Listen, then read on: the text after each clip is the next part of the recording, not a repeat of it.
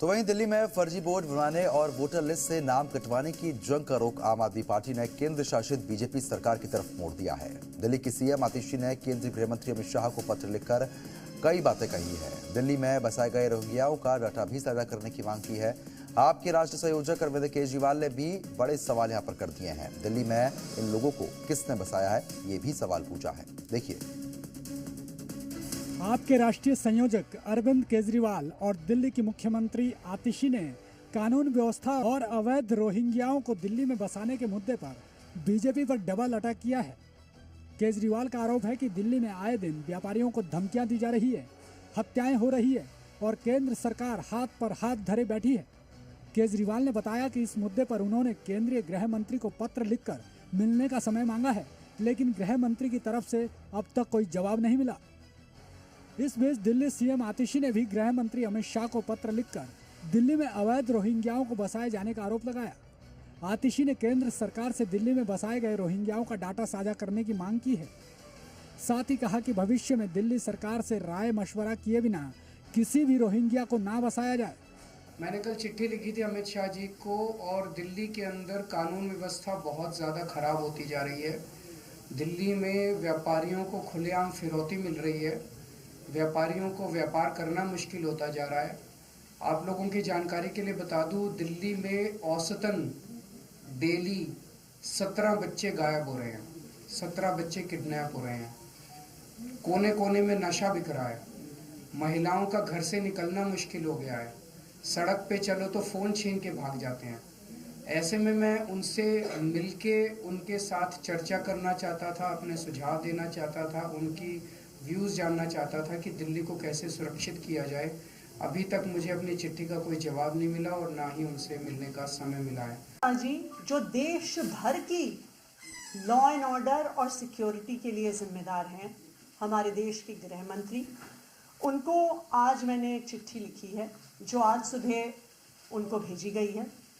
एक बहुत गंभीर मुद्दे पे जो दिल्ली में इलीगल इमिग्रेंट्स, खासकर के जो रोहिंग्यास को दिल्ली में सेटल किया गया है, उस मुद्दे पे मैंने उनको पत्र लिखा।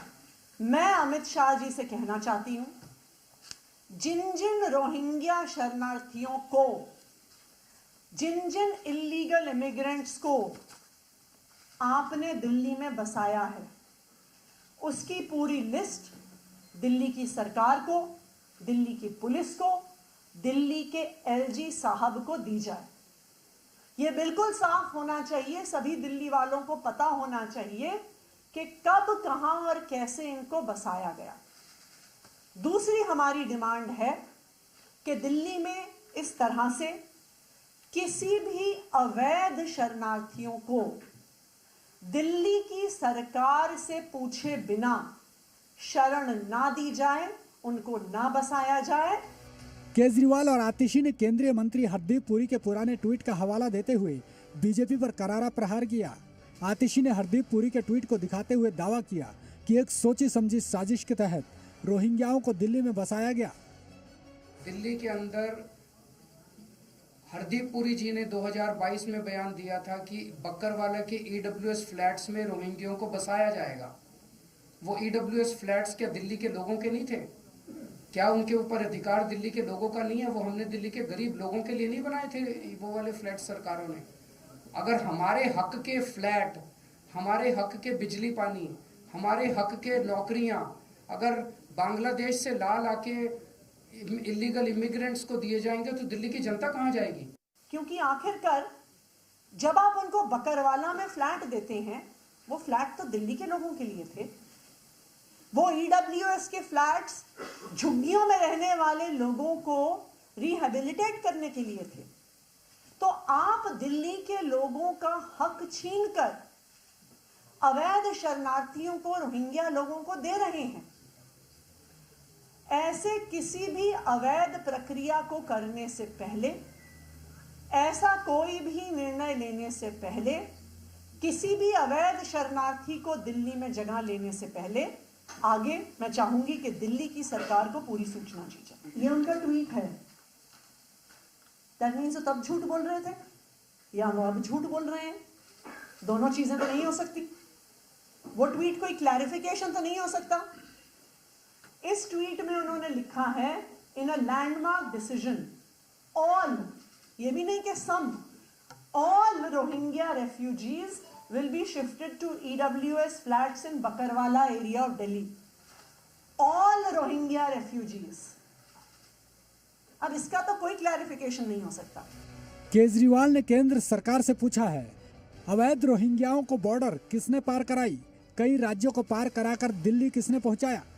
वहीं सीएम आतिशी का आरोप है कि केंद्र सरकार की मदद के बिना अवैध रोहिंग्या दिल्ली नहीं पहुंच सकते। इसके लिए आतिशी ने सीधे तौर पर केंद्र शासित बीजेपी सरकार को जिम्मेदार ठहराया। रोहिंग्या और बांग्लादेशियों का भारत के अंदर घुसना हो रहा है, वो हर तरफ से हो रहा है। जो अनफेंस्ड है वहाँ से भी हो रहा है, और जो फेंसिंग है उस पर 2 तख्ती लगा के और उसके ऊपर कूद के आ जाते हैं। तो भारत सरकार कर क्या रही है? क्या भारत सरकार खुलेआम ये एक्सेप्ट कर रही है कि वो देश के बॉर्डर्स की सुरक्षा करने में नाकाम है? पहली चीज़ तो ये है कि वो बॉर्डर क्रॉस कैसे कर रहे हैं, और दूसरी चीज़ बंगाल से या असम से दिल्ली कैसे पहुंच रहे हैं।